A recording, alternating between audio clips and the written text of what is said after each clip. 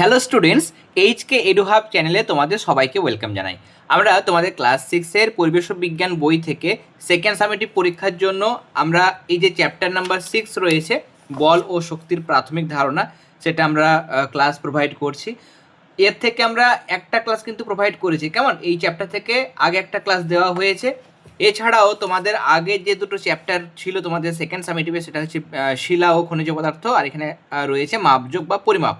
এই দুটো চ্যাপ্টার আমরা কমপ্লিট করে দিয়েছি এবং আমরা ক্লাসগুলোতে কি করি, প্রত্যেকটা চ্যাপ্টার থেকে আমাদের প্রত্যেক দিন যে যতটুকু আমরা ক্লাস দিই সেখান থেকে আমাদের মূল বিষয়বস্তুগুলো একদম সহজ করে জলের মতো আমি ক্লাসে আলোচনা করে দিই।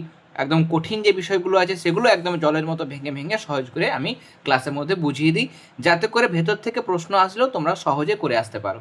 এছাড়াও আমি পারুল পাবলিকেশনের যে সহায়িকা বই রয়েছে, পারুলের বই বলতে পারো, বা রায় মার্টিনের যে সহায়িকা বই আছে, সেখান থেকে আমি তোমাদের ইম্পর্টেন্ট কোয়েশ্চেন অ্যান্সার, মানে সেকেন্ড সামেটিভ পরীক্ষার জন্য কোন কোন প্রশ্নগুলো তোমরা দেখে যাবে সেকেন্ড সামেটিভ পরীক্ষায়, বিভিন্ন স্কুলের প্রশ্নপত্রে যে প্রশ্নগুলো আমরা সাধারণত দেখি, বারবার যে প্রশ্নগুলো আসে, প্রশ্নবিচিত্রা ঘাটো, প্রশ্নবিচিত্রা ঘাটলেও যে প্রশ্নগুলো আমরা বারবার পাই সেগুলো কিন্তু আমরা ক্লাস চলাকালীন আলোচনা করি। বই থেকেও আনসার দেখিয়ে দিই, পাশাপাশি আমাদের সহায়িকা বা রেফারেন্স বই থেকেও কিন্তু আমরা আনসারগুলো দেখিয়ে দিই। ওকে, দুটো চ্যাপ্টার হয়ে গেছে, যারা ক্লাসগুলো দেখোনি অবশ্যই দেখে নিও। আর এই চ্যাপ্টার থেকে আমাদের একটা ক্লাস কিন্তু হয়ে গেছে, কেমন আজকে আমাদের এই চ্যাপ্টার থেকে দ্বিতীয় ক্লাস। দেখো, আজকে আমরা যেটা করব সেটা হচ্ছে শক্তির ধারণা, প্রকারভেদ, উৎস এবং শক্তি সমস্যা। আমরা প্রত্যেক দিন যদি আমরা যা কিছু কাজ করি, কাজ করার জন্য আমাদের কিন্তু শক্তি লাগে, তাই না? যে কোনো যখন আমরা কোনো কাজ করি, কাজ করার জন্য আমাদের কিছু শক্তি প্রয়োজন হয়। যেমন আমরা স্কুল যাচ্ছি, সেটা হেঁটেও যেতে পারি বা সাইকেল চালিয়ে যাচ্ছি, সেখানেও কিন্তু আমরা কাজ করছি। স্কুলে যখন আমরা পড়াশোনা করছি সেখানেও কিন্তু আমাদের কাজ রয়েছে, তাই না? আমরা শক্তি খরচ করে কাজগুলো করছি, বা আমরা পড়াশোনা করছি, কথা বলছি, কেমন হাতের কাজ করছি, মানে লেখালেখি করছি, সেখানেও কিন্তু আমরা শক্তিকে খরচ করে বা শক্তিকে ব্যয় করে আমরা এই কাজগুলো করার মানে সামর্থ্য অর্জন করছি, কেমন? তাহলে ধরো তুমি এক এক পাতা লিখবে, সেখানে তোমাদের যতটা শক্তি খরচ হবে, তুমি যদি 10 পাতা লেখো তাহলে 10 গুণ বেশি শক্তি খরচ হবে, তাই না? এই জিনিসগুলো তোমরা জানো। বা কোনো একজন ব্যক্তি হয়তো 1 বালতি জল নিয়ে যাচ্ছে, যদি 2 বালতি জল নিয়ে যায় তাহলে সেখানে তার বেশি শক্তি দিতে হবে তাকে, কেমন? এই ছোটোখাটো কনসেপ্টগুলো তোমাদের জানা আছে, কেমন? তাহলে এখানে দেখো, তাহলে পরিশ্রম করলে আমাদের দেহ থেকে কী খরচ হয়ে যায়, যার জন্য আমাদের কাজ করার সামর্থ্য কমে যায়, না তো আমাদের শক্তি খরচ হয়ে যায়। যখন আমরা কাজ করি তখন আমাদের শরীর থেকে শক্তিটা খরচ হয়। অনেকক্ষণ না খেয়ে থাকলে কি তোমার এমন হয়? হ্যাঁ, অনেকক্ষণ যখন আমরা না খেয়ে থাকি তখন আমাদের তো শ্বাসকার্য, আমাদের অভ্যন্তরীণ শরীরের ভেতরের কাজগুলো, সেটা তো সবসময় চলছে, সেটা তো কখনোই থামছে না। তাহলে সেগুলো কাজ করার জন্য শক্তি লাগছে, তাই না? তার জন্য আমরা যখন দীর্ঘক্ষণ না খেয়ে থাকি তখন শরীরের খাবারগুলো ভেঙে শক্তি বের হয়, সেগুলো আমাদের খরচ হয়। তার জন্য দীর্ঘক্ষণ না খেয়ে থাকলে আমাদের শক্তি কিন্তু ফুরিয়ে আসে। তখনও কাজ করার সামর্থ্য কি তোমার মধ্যে থাকে? কাজ করার সামর্থ্য থাকে, কিন্তু সেটা কমে যায়। তাহলে পরিশ্রম করলে আমাদের দেহ থেকে শক্তি খরচ হয়, যা আমরা পাই খাদ্য থেকে। তাহলে আমরা শক্তি কোথা থেকে পাই? শক্তি পাই আমরা খাদ্য থেকে। এটা একটা শর্ট কোয়েশ্চেন, কেমন? আমরা কাজ করার জন্য শক্তি কি থেকে পাই? উত্তর হবে আমরা কাজ করার জন্য যে শক্তি পাই সেটা কি থেকে পাই? খাদ্য থেকে পাই। তাহলে এই যে আমরা বারবার বলছি শক্তির কথাটা বলছি বারবার, তাহলে আমাদের সংজ্ঞা আছে শক্তি কাকে বলে। তাহলে তোমরা একদম সহজ করে লিখতে পারো যেটা, সেটা হচ্ছে কাজ করার সামর্থ্যকে, কেমন? কাজ করার সামর্থ্যকে কিন্তু শক্তি বলা হয়। একদম সহজ কিন্তু সুন্দর একটা ডেফিনেশন, কেমন? যার কাজ করার সামর্থ্য যত বেশি তার শক্তি তত বেশি, যার কাজ করার সামর্থ্য কম তার শক্তি কম। তাহলে এখান থেকে আমরা কাজ করার সামর্থ্যকে শক্তি বলে এটা আমরা বলতে পারবো। ওকে, এবার শক্তির অনেক রকম ভাগ রয়েছে। গতিশক্তি রয়েছে, তাপ শক্তি রয়েছে, শব্দ শক্তি, আলোক শক্তি রয়েছে, তড়িৎ শক্তি, রাসায়নিক শক্তি পড়বো আমরা, যান্ত্রিক শক্তি পড়বো। অনেক শক্তির কিন্তু প্রকারভেদ আছে, মানে শক্তি কত রকমের হতে পারে, নানা রকমের কিন্তু শক্তি হতে পারে। আমরা যদি রায় মার্টিনের সহায়িকা বইটা দেখি, দেখো এখানে আমাদের এই পেজ নাম্বার 177, এখানে আমাদের দেওয়া হয়েছে শক্তি কাকে বলে, তো কোনো বস্তু বা সংস্থার কাজ করার মোট সামর্থ্যকে শক্তি বলা হয়। শক্তি মাত্র রূপান্তরযোগ্য, মানে কি এক শক্তি অন্য শক্তিতে রূপান্তরিত হয়, সেটা আমরা আরও পরে যখন ক্লাস আমাদের আরও এগোবে সব আমরা বুঝিয়ে দেবো। ওকে, আর শক্তির বিভিন্ন রূপগুলো লেখো, শুধু যে নাম লিখতে বলে তখন তোমরা লিখবে শক্তি নানা প্রকারের হতে পারে, যেমন তাপ শক্তি, আলোক শক্তি, শব্দ শক্তি, চৌম্বক শক্তি, তড়িৎ শক্তি, রাসায়নিক শক্তি, পারমাণবিক শক্তি ও যান্ত্রিক শক্তি। তাহলে নানা রকমের শক্তির ভাগ তোমরা এখানে পাচ্ছ। ওকে, এবার আমরা এক এক করে দেখব। এখানে একটা পোড়ামাটির ভাঁড় নিয়েছে বা মিষ্টির একটা ভাঁড় নিয়েছে, নিয়ে পাথর দিয়ে ভাঁড়টাকে স্পর্শ করো। শুধু যদি টাচ করে, একটা ভাঁড় নিয়েছি, মাটির ভাঁড় বা দইয়ের ভাঁড় হতে পারে, মিষ্টির ভাঁড় হতে পারে, পাথর নিয়ে যদি আমি টাচ করে রাখি, শুধু টাচ করে ঠেকালাম, এই ভাঁড়টা কি ভাঙবে বা সরে যাবে? কিছুই হবে না, তাই না? এবার যদি দূরে এটাকে রেখে আমি যদি জোরে পাথরটা ছুঁড়ে মারি, জোরে জোরে যদি আমি এটাকে মানে পাথরটা নিয়ে এই ভাঁড়ে আমি ছুঁড়ে মারি, তাহলে সেক্ষেত্রে কী হবে? পাথরের আঘাতে এই ভাঁড়টা কিন্তু এবার ভেঙে যাবে। তাহলে যখন আমি ঠেকিয়ে রাখছি তখন কিন্তু ভাঙছে না, কিন্তু দূর থেকে যখন আমি জোরে ছুঁড়ে মারছি তখন সেটা কিন্তু ভেঙে গেল। কেমন? তাহলে প্রথম ক্ষেত্রে ভাঁড়ের কোনো ক্ষতি হয়নি, কিন্তু দ্বিতীয় ক্ষেত্রে কেন হলো? তার কারণ গতিতে, বেগে আমি পাথরটাকে ছুটছি, তাহলে বেগের জন্য তার মধ্যে একটা বাড়তি এক্সট্রা কিছু সামর্থ্য ওই পাথরটার মধ্যে আসলো। এক্সট্রা সামর্থ্য মানে এক্সট্রা শক্তি ওই পাথরটার মধ্যে আসলো, সেই শক্তির কারণে কিন্তু এই মাটির ভাঁড়টা ভেঙে যাচ্ছে। তাহলে এটা মাটির ভাঁড়টা ওপর যখন পাথরটা ঠেকিয়ে রেখেছিলাম তখন কিন্তু ভাঙেনি, যখন গতিশীল জোরে ছুটলাম তখন পাথরটার মধ্যে একটা বেগ আসলো, বেগ থাকার জন্য পাথরটার মধ্যে কিছু শক্তি আসলো, সেই শক্তির জন্য এই মাটির ভাঁড়টা ভেঙে গেল। তাহলে গতিশীল অবস্থায় কোনো বস্তুর মধ্যে একটা কাজ করার সামর্থ্য কিন্তু জন্মায় বা কাজ করার একটা শক্তি জন্মায়, সেই শক্তিকে আমরা কি বলবো? গতিশক্তি বলবো বা কাইনেটিক এনার্জি বলবো। কেমন? মানে কোনো একটা বস্তু সে যদি গতিশীল থাকে, চলছে, সচল বস্তু, কোনো বস্তু গতিশীল আছে, তাহলে গতিশীল অবস্থায় থাকার জন্য কোনো বস্তু যে কাজ করার সামর্থ্য অর্জন করে, সেই বা কাজ করার যে শক্তি তার মধ্যে থাকে গতিশীল বস্তুর মধ্যে, সেটাকে আমরা বলবো গতিশক্তি। এই যে সংজ্ঞা আমাকে দিয়েছে সেই সংজ্ঞাটাই কিন্তু খুব সুন্দর দিয়েছে, তুমি এটাই কিন্তু এখানে লিখতে পারো। কেমন? গতিশক্তি কাকে বলে এই সংজ্ঞাটাই দিতে পারো, এখানে খুব সুন্দর করে গতিশক্তির সংজ্ঞা কিন্তু দিয়েছে। ওকে, এখানে দেখো, এখানে আমাদের রয়েছে, আমরা পারুল থেকে দেখাচ্ছি, এখানে শক্তির সংজ্ঞা তো পড়েছো। শক্তি কীভাবে মাপা যায়? না তো কতটা কাজ করলো। কেমন? কোনো বস্তু দ্বারা সম্পাদিত কার্য হলো ওই বস্তুর শক্তির পরিমাপ। তাই কার্য ও শক্তির একক একই। শক্তি একটা স্কেলার রাশি, শুধু মান আছে। স্কেলার রাশি মানে যে সব রাশির মান আছে কিন্তু কোনো দিক বা অভিমুখ নেই, তাদের বলা হয় স্কেলার রাশি। কেমন? তাহলে কার্যর এসআই একক কি? জুল। শক্তিরও এসআই একক হচ্ছে জুল। শক্তিকে মাপবো কী করে? না তো কতটা কাজ করেছে, সেই কাজের পরিমাপটাই হচ্ছে শক্তির পরিমাপ। কেমন? কাজের পরিমাপটা মাপলেই শক্তির পরিমাপটা আমরা পেয়ে যাব। ওকে, আর গতিশক্তি কাকে বলে উদাহরণ দাও, এই প্রশ্ন তোমাকে করতে হবে সেকেন্ড সামেটিভ পরীক্ষার জন্য।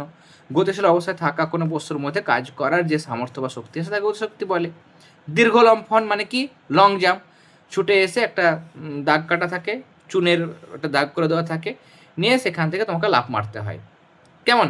আমরা স্পোর্টসে এটা দেখেছি। তাহলে দীর্ঘ লম্ফন দেওয়ার সময় প্রতিযোগীরা বেশ কিছুটা দৌড়ে এসে তারপর লাফ দেয়। এক্ষেত্রে লাফ দেওয়ার জন্য যে শক্তি দরকার তা প্রতিযোগী দৌড়ানোর মাধ্যমে অর্জন করে, এই শক্তিকে বলা হয় গতিশক্তি।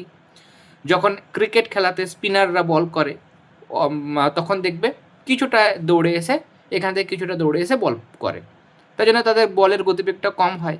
কিন্তু যারা ফাস্ট বোলার হয় অনেকটা দূর থেকে, প্যাভিলিয়নের একদম এন্ড থেকে, মানে আমরা একদম মানে পিচে একদম এন্ড থেকে ফিল্ডের, সেখান থেকে ছুটে ছুটে আসে, নিয়ে তারপরে বলটা করে। তাহলে অনেকটা দূর থেকে ছুটে আসে, তার জন্য তাদের মধ্যে গতিশক্তি জন্মায় এবং যখন বলটা করে তখন খুব জোরে কিন্তু বলের বেগটা হয়, 140 কিলোমিটার 150 কিলোমিটারও কিন্তু পার ঘন্টা বেগটা দেখা যায়। ওকে, তাহলে এগুলো গতিশক্তির উদাহরণ। আর যদি বলে গতিশক্তির দুটি ব্যবহারিক প্রয়োগ, তাহলে গতিশক্তিকে কাজে লাগিয়ে পালতোলা নৌকা চালানো যায়, আমরা দেখব পরের পাতায় রয়েছে। বায়ুর গতিশক্তির সাহায্যে উইন্ড মিল মানে বায়ু কল, কেমন বড় বড় সেই পাখার মতো থাকে, যার সাহায্যে বিদ্যুৎ তৈরি করা যায়। ওকে, এগুলো আমরা দেখব। কেমন? আর আমাদের রায়মার্টিনের বই থেকেও কিন্তু আছে, যেমন পারুলের বইয়ে যেমন আছে গতিশক্তি কাকে বলে, একই রকম রায়মার্টিনেও বইয়ে রয়েছে গতিশক্তি কাকে বলে, গতিশক্তির উদাহরণ এখানে দেওয়া হয়েছে। খরস্রোতা নদী মানে সেখানে জলের বেগটা খুব বেশি, তাহলে সেই বেগে একটা ভারী পাথরখণ্ড সেটাকেও বয়ে নিয়ে চলে যাচ্ছে জলটা, তাই না? একদম ধুয়ে একদম জোরে বয়ে নিয়ে চলে যাচ্ছে বেগে, তাহলে পাথরটা এক জায়গা থেকে অন্য জায়গায় যাচ্ছে। কেমন? তাহলে সেখানেও যে সামর্থ্য লাভ করে তা একটা গতিশক্তির উদাহরণ, মানে দৃষ্টান্ত মানে উদাহরণ। ওকে, এরপর দেখো, তোমার বিদ্যালয়ে ঘন্টাটা এক হাতে ঝোলাও। কেমন? এক হাতে ঘন্টাটা ঝুলিয়ে হাতে এমনি করে টাচ করলে কিন্তু শব্দ হয় না, এরকম জোরে জোরে কিন্তু মারতে হয়, তাই না? জোরে জোরে আঘাত করতে হয়। তাহলে শব্দ কেন হলো? আঘাত করা হলো তার জন্য। তাহলে প্রথমবার যখন স্থির অবস্থায় থাকে তখন গতিশক্তি থাকে না বলে আওয়াজ হয় না, কিন্তু দ্বিতীয় যখন তুমি জোরে জোরে মারো ঘন্টাতে, তখন কিন্তু শব্দ হয়। তার মানে গতিশীল থাকার জন্য ওই হাতুড়ির মধ্যে, এই হাতুড়ির মধ্যে কী হয়, একটা কাজ করার সামর্থ্য মানে শক্তি জন্মায়, তার জন্য দ্বিতীয়বার কী হয়, শব্দ উৎপন্ন হয়। এরপরে ঝড়ের মধ্যে তোমরা দেখেছো অনেক সময় গ্রামাঞ্চলে টিনের ছাউনি উড়ে চলে যায়, তারপরে ঘরের যেটা চাল সেটা উড়ে চলে যায়। ছোটোবেলায় আমরা দেখতাম, খুব মজার মজার ঘটনা শুনতে পেতাম যে কারো বাড়ির টিন অন্য বাড়ির ছাদে কিন্তু এসে পড়েছে। কেমন এরকম কিন্তু হয়। ঝড়ের মধ্যে এত শক্তি থাকে, বাতাসের বেগের এত মানে শক্তি থাকে যে বাড়ির টিনগুলোকে একদম উড়িয়ে নিয়ে চলে যায়, ভেঙে চলে যায়। আবার আমরা এখন দেখি যে গাছপালা ভেঙে পড়ছে ঝড়ের মধ্যে, রাস্তাঘাটে অনেক সময় গাছপালা পড়ে থাকে। কেমন বিদ্যুতের যে পোল সেগুলোও কিন্তু অনেক সময় ভেঙে যায়। তাহলে এগুলো বাতাসের গতিশক্তির জন্য কিন্তু এই ঘটনাগুলো ঘটছে। ওকে, আবার বায়ু প্রবাহের বেগ, ধরো এই দিক দিয়ে বাতাসের প্রবাহ রয়েছে, তাহলে পাল এখানে আমাদের একটা পাল দিয়েছি, পাল তোলা নৌকা, এটা হাওয়াটা লাগছে তখন নৌকাটা সামনের দিকে এগিয়ে যাচ্ছে, যেদিকে বাতাস বইছে সেই দিকে কিন্তু পালে হাওয়া লেগে সেই দিকে নৌকাটা কিন্তু বয়ে যায়। ওকে, তাহলে বায়ুর গতিশক্তিকে কাজে লাগিয়ে মানে কাজে লাগানো যায়, বা বায়ুর গতিশক্তির একটা প্রয়োগ, তখন তোমরা লিখবে যে বায়ুর গতিশক্তিকে কাজে লাগিয়ে পালতোলা নৌকা চালানো যায়। এটা একটা উদাহরণ। ওকে, তবে দেখো একটা বালতি নাও, বালতিটাতে হেলিয়ে জল নরম মাটিতে বালির ওপরে ঢেলে দাও, মাটিতে বা বালির ওপরে কি গর্ত তৈরি হলো? হবে না। কিন্তু যদি ওপর থেকে আমি জলটাকে ফেলি তাহলে সেখানে কিছুটা গর্ত সৃষ্টি হয়। তাহলে এখানে বেগের জন্য একটা বাড়তি কাজ করার সামর্থ্য কিন্তু জন্মাচ্ছে। যখনই বালতিটা আমি ঢেলে দিচ্ছি তখন জলটা পড়ছে কিন্তু মাটিতে গর্ত হচ্ছে না, কিন্তু উঁচু থেকে ফেললে মাটির মধ্যে গর্ত হচ্ছে, এখানে কাজ করার সামর্থ্য জন্মাচ্ছে।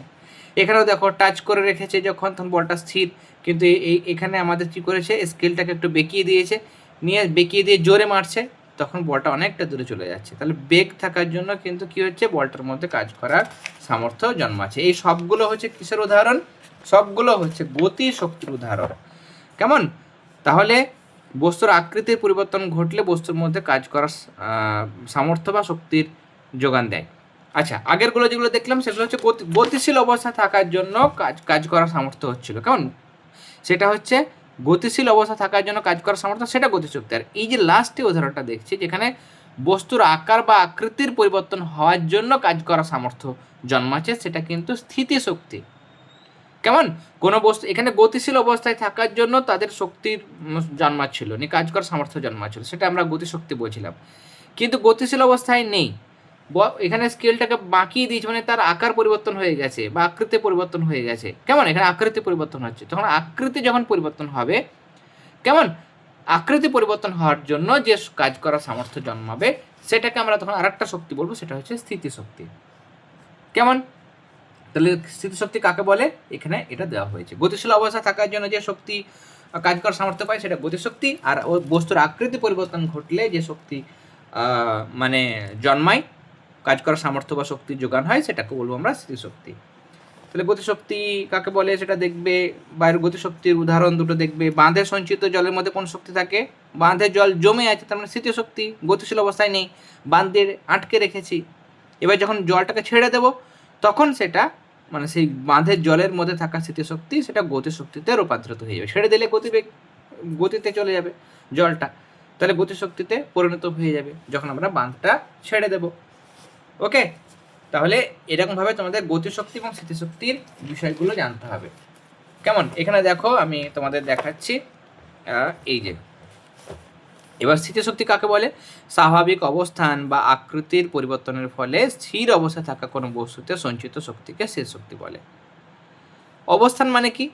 তুমি হয়তো একটা ইঁটকে মেঝে থেকে দোতলার ওপরে বা তিনতলার ওপরে মানে তুলেছ, ছাদ থেকে একটা সাইডে হাতে করে ধরেছো, এই ইঁটের মধ্যে কি এখন কোনো শক্তি আছে? অবশ্যই আছে। কি শক্তি? স্থিতিশক্তি। এবার ইঁটটাকে যদি আমি ছেড়ে দিই তাহলে নিচে পড়ে যাবে, একদম নিচে মাটিতে পড়ে যাবে, তার মানে তখন স্থিতিশক্তিটা গতিশক্তিতে রূপান্তরিত হয়ে যাবে। কেমন? তাহলে প্রথমে তার মধ্যে যখন আমি নিচে মেঝে থেকে ইঁটটাকে একদম তিনতলায় বা দোতলায় তুললাম তখন অবস্থার পরিবর্তন হলো, অবস্থান মানে পজিশনটা চেঞ্জ হলো। মেঝেতে ছিল পড়ে, সেটাকে আমি তিনতলায় নিয়ে গেলাম, মানে হাতে ধরেছি, তার মানে তার অবস্থান পরিবর্তন হলো। বা আকৃতি, স্কেলটাকে আঁকিয়ে দিলাম, আকৃতি পরিবর্তন করলাম, তার জন্য তার মধ্যে স্মৃতিশক্তি জন্মাবে। অবস্থান পাল্টালেও হয়, আকৃতি পাল্টালেও হয়। কেমন স্প্রিংটাকে আমি মানে সংকুচিত করলাম, তখনও কিন্তু তার মধ্যে স্মৃতিশক্তি জন্মাবে। কেমন যেমন যেটা দম দেওয়া ঘড়ি হয়, আর এখন তো আর দম দেওয়া হয় না, মানে নবটা থাকে ঘোরানোর, কিন্তু সেটা কোনো কাজের নয়। কিন্তু আগে ঘড়িতে মানে দম দিতে হতো, ঘুরিয়ে ঘুরিয়ে ঘুরিয়ে দম দিতে হতো, প্রত্যেক দিন সকালে দম দিতে হতো, যে সারাদিন ধরে স্প্রিংটা খুলতো আর কাজ হতো। তো দম দেওয়ার সময় কী হতো, স্প্রিংটা ছোট হতো, সংকুচিত হয়ে যেত, নিয়ে তার মধ্যে স্মৃতিশক্তি জমা হতো। যে সারাদিন যখন ঘড়িটা চলতো তখন স্প্রিংটা খুলতো, সংকোচনটা খুলতো, স্প্রিংগুলো খুলতো, নিয়ে বড় হতো, আর কাঁটাগুলো ঘুরতো, তার মানে স্মৃতিশক্তি গতিশক্তিতে রূপান্তরিত হতো। ওকে, কেমন এখানে একটা দেখো স্মৃতিশক্তি উদাহরণ দিয়েছে, এই যে স্প্রিং নিয়েছে, নিয়ে তারপর একটা পিং পং বল রেখেছে বা টেনিস বল চাপ দিয়ে ধরে রেখেছে, যেই ছেড়ে দেবে দেখবে বলটা একটু উপরে উঠে গেল। কেমন, তো যখন চাপ দিয়েছিলে তখন স্প্রিংটা ছোট হলো, তার মানে তার আকৃতিটা পরিবর্তন হয়ে গেল, বড় থেকে ছোট হলো, আকৃতি পরিবর্তন হলো। আকৃতি পরিবর্তন হলে কোন শক্তি জন্মায়, স্থিতিশক্তি জন্মায়। তাহলে এর মধ্যে স্থিতিশক্তি জমা ছিল, যেই ছেড়ে দেবো তখন স্থিতিশক্তি গতিশক্তিতে রূপান্তরিত হলো, তার জন্য বলটা কিন্তু উপর দিকে উঠে গেল। এটাই কিন্তু এখানে এই পরীক্ষার মধ্যে দেওয়া হয়েছে। ওকে, তাহলে এগুলো আমরা দেখলাম। ওকে, তাহলে স্থিতিশক্তি কাকে বলে দেখলাম। আর মনে রাখবে, এই যে আমরা আগে পড়লাম গতিশক্তি আর এখন পড়লাম স্থিতিশক্তি, এই গতিশক্তি আর স্থিতিশক্তিকে একত্রে আমরা কি বলবো, যান্ত্রিক শক্তি বলবো। ওকে, গতিশক্তি এবং স্থিতিশক্তিকে একত্রে আমরা যান্ত্রিক শক্তি বলবো। যান্ত্রিক শক্তি কাকে বলে না, তো স্থিতিশক্তি ও গতিশক্তিকে একত্রে যান্ত্রিক শক্তি বলে। ক্লিয়ার? এবার দেখো আমরা শক্তির কিছু গুরুত্বপূর্ণ রূপান্তর দেখব। এই শক্তি রূপান্তর থেকে একটা প্রশ্ন অবশ্যই সেকেন্ড সামেটিভ পরীক্ষায় আমাদের আসবেই। কেমন, এখানে তীর ধনুক নিয়ে এটাকে টান দিয়ে ছেড়ে দিলে, যখনই টান দিল তখন এটা ধনুকটা বেঁকে গেল, মানে আকৃতি পাল্টালো মানে এবার এটার মধ্যে কি শক্তি জন্মালো, এর মধ্যে স্থিতিশক্তি জমা হলো। যেই ছেড়ে দেবো তখন বেগে কিন্তু সামনের দিকে এই তীরটা চলে যাবে, তার মানে স্থিতিশক্তি গতিশক্তিতে পরিণত হলো। তার মানে আমরা জানছি যে কোনো শক্তি অন্য কোনো শক্তিতে কিন্তু পরিণত হতে পারে, এক শক্তি অন্য শক্তিতে পরিণত হতে পারে, এটাকে বলবো আমরা শক্তির রূপান্তর। কেমন, শক্তি সবসময় কি হয়, এক রূপ থেকে অন্য কোনো শক্তিতে বা অন্য একাধিক শক্তিতে কিন্তু রূপান্তরিত হতে পারে। শক্তির এই রূপান্তরকে আমরা বলবো মানে পারস্পরিক যে রূপান্তর সেটাকে, বা পারস্পরিক যে পরিবর্তন, সেটাকে আমরা বলবো শক্তির রূপান্তর। ওকে, শক্তি অনেক রকম ভাগ আমরা পড়েছি, যান্ত্রিক শক্তি, তাপ শক্তি। শক্তির প্রকারভেদ লেখো তাহলে এইগুলো: যান্ত্রিক শক্তি, তাপ শক্তি, শব্দ শক্তি, আলোক শক্তি, তড়িৎ শক্তি, চৌম্বক শক্তি, রাসায়নিক শক্তি, পারমাণবিক শক্তি। ওকে, যখন আমরা হাতে এরকমভাবে ঘষছি, আমরা শীতকালে করি বেশি, তাহলে হাতে ঘষলে দেখবে হাতের তালুগুলো গরম হয়ে যায়। তাহলে হাত ঘষছি, হাত তো একটা যন্ত্র ধরো, তাই না, হাত একটা যন্ত্র, তাহলে আমরা এখানে যান্ত্রিক শক্তি সেটা কিসে পরিণত হয়েছে, তাপ উৎপন্ন হয়েছে, যান্ত্রিক শক্তি তাপ শক্তিতে পরিণত হলো। যান্ত্রিক শক্তি মানে কি দেখলাম আমরা, স্থির শক্তি আর গতিশক্তিকে একত্রে যান্ত্রিক শক্তি বলে। তাহলে এই যে গতিতে আছে মানে গতিশক্তি, বা আমি বলতে পারি যে যান্ত্রিক শক্তি, সেটা কিসে পরিণত হয়েছে, তাপে পরিণত হয়েছে, তাপ উৎপন্ন হয়েছে, গরম লাগছে হাতটা, তাই না। তাহলে এখানে যান্ত্রিক শক্তি, হাত ঘষলে কোন শক্তিতে রূপান্তরিত হয় না, তো যান্ত্রিক শক্তি তাপ শক্তিতে রূপান্তরিত হয়। এই ঢাকের ওপর বা টেবিলের ওপর যদি কাঠি আমরা ফেলে রাখি কোনো শব্দ হয় না, কিন্তু জোরে যখন পেটানো হয় তখন কিন্তু শব্দ উৎপন্ন হয়। তাহলে এখানে যন্ত্রকে পেটানো হচ্ছে মানে যান্ত্রিক শক্তি, তার ফলে কি উৎপন্ন হচ্ছে, শব্দ। তাহলে ঢাক পেটালে বা যে কোনো যন্ত্র যখন আমরা আঘাত দিয়ে বাজাচ্ছি, কেমন, তবলা হতে পারে, ঢাক হতে পারে, তাহলে সেখানে কি হয়, যান্ত্রিক শক্তি শব্দ শক্তিতে রূপান্তরিত হয়। ক্লিয়ার? এই শক্তির রূপান্তর অবশ্যই ভালো করে যাবে, এগুলো আমাদের কিন্তু পরীক্ষায় আসবে। কেমন, এবার দেখো এখানে বলেছে ঘন্টা বাজানো হলো, এখানেও তাই, যান্ত্রিক শক্তি শব্দ শক্তিতে রূপান্তরিত হয়। তবলা বাজানো হলো বা তুমি হাততালি দিচ্ছ, সেখানেও যান্ত্রিক শক্তি শব্দ, এই সব কটাতে 1 2 3 4 সব কটাতে কিন্তু যান্ত্রিক শক্তি শব্দ শক্তিতে রূপান্তরিত হয়। ওকে, তাহলে এগুলো আমরা দেখলাম যান্ত্রিক শক্তি থেকে শব্দ শক্তি রূপান্তর। এবার আমরা অন্য কিছু উদাহরণ দেখব। ধরো আমি কারেন্ট অন রয়েছে, সুইচটা অন করলাম, তখন বাল্বটা জ্বললো, আবার অফ করছি, বন্ধ হয়ে যাচ্ছে। তাহলে যখন কারেন্ট আমি সুইচটা অন করছি, অন করলে কি হচ্ছে, এর মধ্যে দিয়ে কারেন্ট যাচ্ছে, নিয়ে আলো তৈরি হচ্ছে। তাই আমি অন করছি মানে এর মধ্যে কোন শক্তি দিচ্ছি, তড়িৎ শক্তি দিচ্ছি বা বৈদ্যুতিক শক্তি দিচ্ছি। কেমন? তাহলে এর মধ্যে আমরা কারেন্ট পাঠাচ্ছি, তাহলে তড়িৎ শক্তি বা বিদ্যুৎ শক্তি নিয়ে কী তৈরি হচ্ছে, আলো পাচ্ছি আমরা। তাহলে তড়িৎ শক্তি আলোক শক্তিতে রূপান্তরিত হয়, তড়িৎ শক্তি আলোক শক্তিতে রূপান্তরিত হয়। যখন সুইচ দিয়ে তুমি ফ্যান ঘোরাচ্ছ, সুইচ দিয়ে দেখা যাচ্ছে তুমি কি করছো, তুমি সুইচ দিয়ে ফ্যান ঘোরাচ্ছ, কেমন, সুইচ দিয়ে ফ্যান ঘোরাচ্ছ। তাহলে সুইচ দিয়ে যখনই ফ্যানটা ঘুরতে লাগছে, তাহলে বিদ্যুৎ পাঠাচ্ছি বা কারেন্ট পাঠাচ্ছি বা তড়িৎ পাঠাচ্ছি, নিয়ে যন্ত্র ঘুরছে। তাহলে বৈদ্যুতিক শক্তি যান্ত্রিক শক্তিতে রূপান্তরিত হয় কখন, যখন ফ্যান চালানো হয়। কেমন, যখন আমরা পাখা চালাই বা ফ্যান চালাই, ফ্যানে কি হয়, বৈদ্যুতিক শক্তি বা তড়িৎ শক্তি সেটা যান্ত্রিক শক্তিতে রূপান্তরিত হয়। বৈদ্যুতিক শক্তি মানেই তড়িৎ শক্তি, কেমন, তাহলে বৈদ্যুতিক শক্তি যান্ত্রিক শক্তিতে রূপান্তরিত হয়। কেমন, এখানে আমরা আর কিছু দেখব। দেখো এখানে যদি একটা মানে কিছুটা পরিমাণ চুন নাও, নিয়ে কাঁচের বাটি হতে পারে বা কোনো একটা পাত্রতে নিয়ে তাতে যদি জল মেশাও, দেখবে সেই পাত্রটা আবার হাত দেবে গায়ে, দেখবে গরম হয়ে যাচ্ছে। কেমন, এটা কেন হলো, তার কারণ হচ্ছে এখানে একটা রাসায়নিক বিক্রিয়া হয় এবং নতুন পদার্থ তৈরি হয়, এবং এই রাসায়নিক বিক্রিয়াতে তাপ উৎপন্ন হয়, যেহেতু এটা একটা তাপমোচী বিক্রিয়া বা এক্সোথার্মিক রিয়াকশন। কেমন, এক্সোথার্মিক রিয়াকশন বা তাপমোচী বিক্রিয়া আমরা উঁচু ক্লাসে গিয়ে পড়বো। তাহলে পোড়া চুন আর জলের মধ্যে রাসায়নিক বিক্রিয়া হয়, এর ফলে তাপ উৎপন্ন হয়। তাহলে এখানে পোড়া চুন একটা এক ধরনের রাসায়নিক পদার্থ, একটা কেমিক্যাল, তাই না? তাহলে পোড়া চুন একটা রাসায়নিক পদার্থ বা কেমিক্যাল, তার মধ্যে কোন শক্তি ছিল, রাসায়নিক শক্তি ছিল। পোড়া চুনের মধ্যে কী শক্তি ছিল, রাসায়নিক শক্তি ছিল। জল মেশালাম, তাপ উৎপন্ন হলো, তাহলে কোন শক্তি পাওয়া গেল, তাপ শক্তি।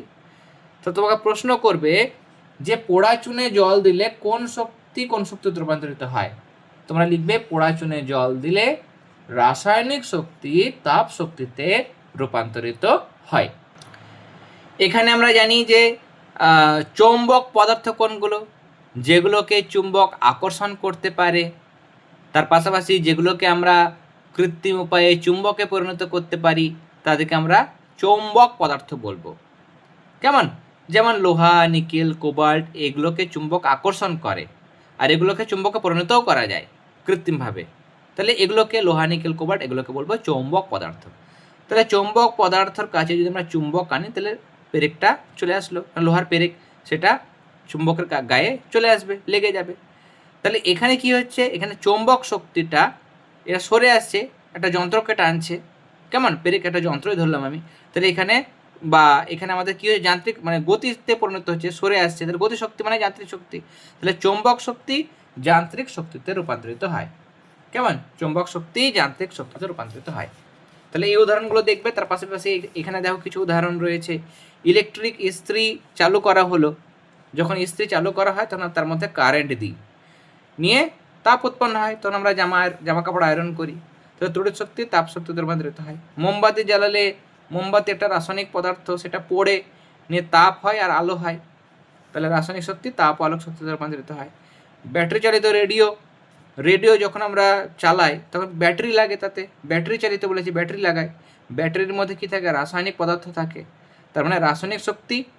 ব্যাটারি চালালে কী হবে, এবার রাসায়নিক শক্তি মানে ব্যাটারির যে রাসায়নিক পদার্থ সেখান থেকে তড়িৎ উৎপন্ন হবে, নিয়ে ব্যাটারিটা চালু মানে রেডিওটা চালু হবে, নিয়ে রেডিওতে কী হয়, শব্দ শুনতে পাই আমরা, তাহলে শব্দ শক্তিতে রূপান্তরিত হয়। তাহলে ধাপে ধাপে হয়, ব্যাটারির মধ্যে থাকা রাসায়নিক পদার্থ বা রাসায়নিক শক্তি সেটা তড়িৎ শক্তিতে রূপান্তরিত হয়, তারপর সেখান থেকে রেডিওতে শব্দ পাওয়া যায়, মানে শব্দ শক্তি। কয়লা পোড়ালে তাপ পাওয়া যায়, তাহলে রাসায়নিক শক্তি থেকে তাপ শক্তি। সোলার কুকারে কি হয়, সোলার কুকারে সূর্যের আলো পড়েনি, সেখানে তাপ উৎপন্ন হয়, তাহলে সূর্যের আলো মানে আলোক শক্তি, সেখান থেকে তাপ শক্তি। মাইক্রোফোন ব্যবহার করলে কি হবে, মাইক্রোফোনে কারেন্ট লাগে, নিয়ে তারপর তুমি কথা বলো তখন শব্দ উৎপন্ন হয়, তাহলে তড়িৎ শক্তি থেকে শব্দ শক্তি।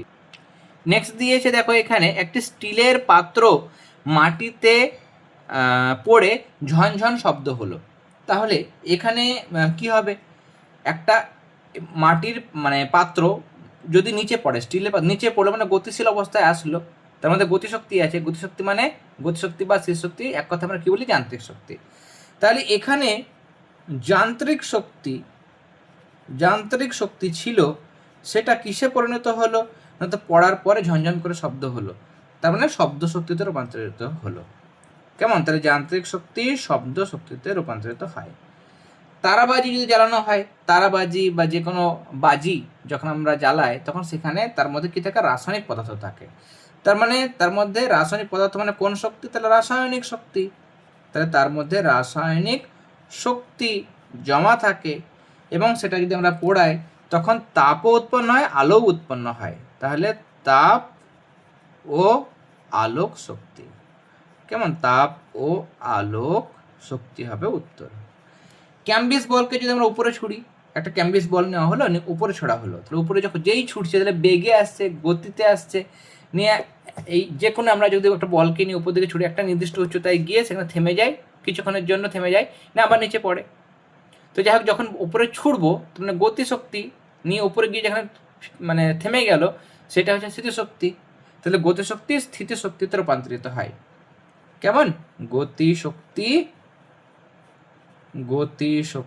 কিসে পরিণত হয়? স্থিতি শক্তিতে রূপান্তরিত হয়। স্থিতি শক্তিতে রূপান্তরিত হয়।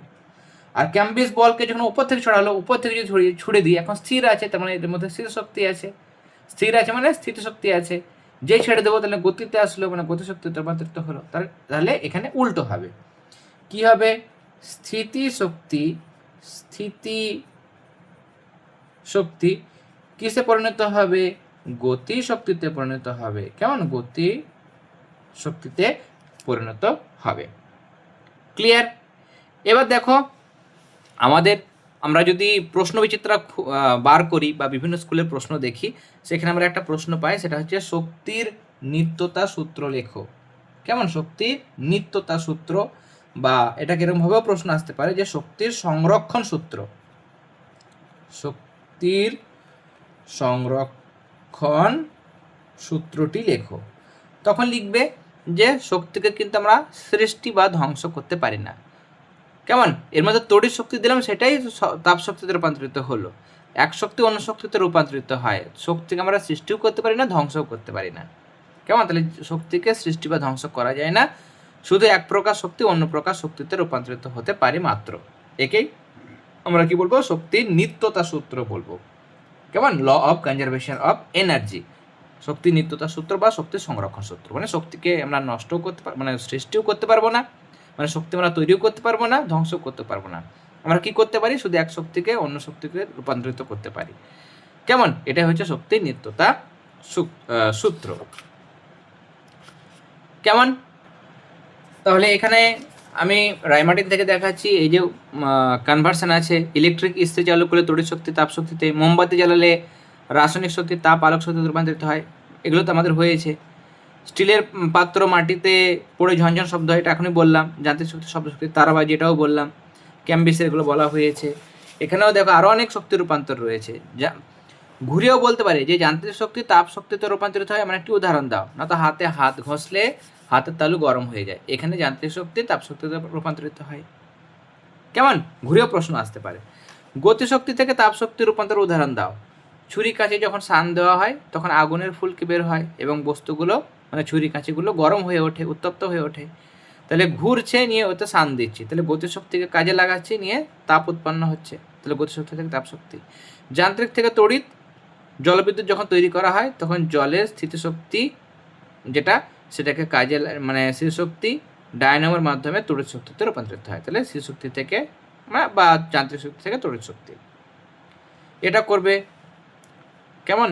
এই যে তড়িৎ শক্তি থেকে যান্ত্রিক শক্তি, তড়িৎ প্রবাহ পাঠালে টেবিল ফ্যান ঘুরতে থাকে বা সিলিং ফ্যান ঘোরে, এখানে তড়িৎ থেকে যান্ত্রিক শক্তিতে রূপান্তরিত হয়। তড়িৎ থেকে শব্দ, যখন আমরা বৈদ্যুতিক ঘন্টা মানে ইলেকট্রিক যে অ্যালার্ম আমরা ব্যবহার করি, সেই অ্যালার্মে কি হয়? তড়িৎ পাঠায়, কারেন্ট পাঠায়, নিয়ে ঘন্টাটা শব্দ উৎপন্ন করে। তড়িৎ থেকে আলো, তড়িৎ পাঠালে আলো তৈরি হবে, বাল্ব জ্বালাচ্ছি, এলইডি বাল্ব জ্বালাচ্ছি, কেমন? যে কোনো বাল্ব, সেগুলো তো হবে, টিউবলাইট হতে পারে। ওকে, সৌরশক্তি থেকে রাসায়নিক শক্তি রূপান্তর না তো সালোক সংশ্লেষ পদ্ধতি। সালোক সংশ্লেষ পদ্ধতির সময় সৌরশক্তি মানে সূর্যের আলোক শক্তি সেটা খাবারের মধ্যে স্থিতিশক্তি হিসেবে জমা হয়, কেমন, বা রাসায়নিক শক্তিতে রূপান্তরিত হয়। তাহলে এটা সৌরশক্তি থেকে রাসায়নিক শক্তি, এগুলো দেখবে। রাসায়নিক থেকে শব্দ, যখন বোমা ফাটানো হয় বা পটকা ফাটে তখন তার মধ্যে রাসায়নিক পদার্থ থাকে এবং সেখান থেকে শব্দ উৎপন্ন হলো, তাহলে রাসায়নিক থেকে শব্দ। রাসায়নিক থেকে তড়িৎ, ব্যাটারির মধ্যে আমরা দেখলাম ব্যাটারির মধ্যে কি হয়, তার মধ্যে রাসায়নিক পদার্থ থাকে এবং তারপর সেটা তড়িৎ শক্তিতে রূপান্তরিত হয়। যেগুলো মার্ক করে দিয়েছে সেগুলো তোমরা করবে। ঢাক বাজানোর এটাও আমি বলে দিয়েছি, যান্ত্রিক শক্তি থেকে শব্দ শক্তি। ওকে, ব্যাটারি চালিত ক্যালকুলেটর, ব্যাটারি মানে তার মধ্যে রাসায়নিক শক্তি আছে, তারপরে সেটা কিসে পরিণত হয়, তড়িৎ শক্তিতে রূপান্তরিত হয়। তাহলে এই যে শক্তির রূপান্তরগুলো আছে সেগুলো তোমরা কিন্তু দেখে যাবে। ওকে, তাহলে আজকে আমরা এই এতটা পর্যন্ত আলোচনা করলাম, শক্তির উৎস পর্যন্ত আলোচনা করলাম। আজকের ক্লাসটি তোমাদের কেমন লাগলো সেটা অবশ্যই তোমরা কমেন্ট সেকশানে কমেন্ট করে জানাবে। ক্লাসটি ভালো লেগে থাকলে অবশ্যই ক্লাসটিতে লাইক দেবে। তার পাশাপাশি যারা এখনও পর্যন্ত চ্যানেলটি সাবস্ক্রাইব করেনি অবশ্যই কিন্তু চ্যানেলটি সাবস্ক্রাইব করে নিও। আর আমাদের চ্যানেলের প্লেলিস্ট অপশনে যাবে, সেখানে ক্লাস 6-এর পরিবেশের প্লেলিস্ট পাবে, সেখান থেকে আগের দুটো চ্যাপ্টারের ক্লাস আমরা দিয়ে দিয়েছি। এছাড়া এই চ্যাপ্টারের আগে একটা ক্লাস হয়েছে, যারা দেখোনি সেই প্লেলিস্টে গেলেই পরপর তোমরা ক্লাস পেয়ে যাবে, সেখান থেকে অবশ্যই দেখে নিও, কেমন। তাহলে আজকের ক্লাস আমরা এখানেই শেষ করলাম। তোমরা সবাই খুব ভালো থেকো, সবাইকে অল দ্য ভেরি বেস্ট।